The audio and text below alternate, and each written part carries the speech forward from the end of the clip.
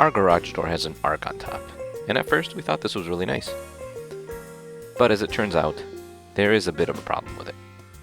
We've had some bigger vehicles, like a Ford Excursion, and currently a Chevy Silverado. Every time we would drive in or out of the garage, this would happen. Annoying, right?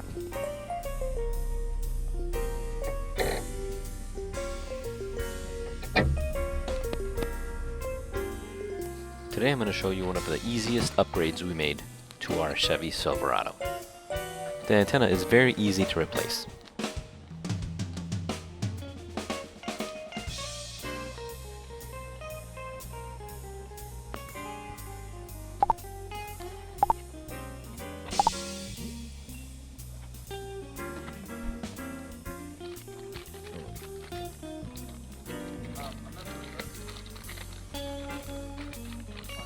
We bought a new one online for under $30, and all you have to do is screw it in place like this.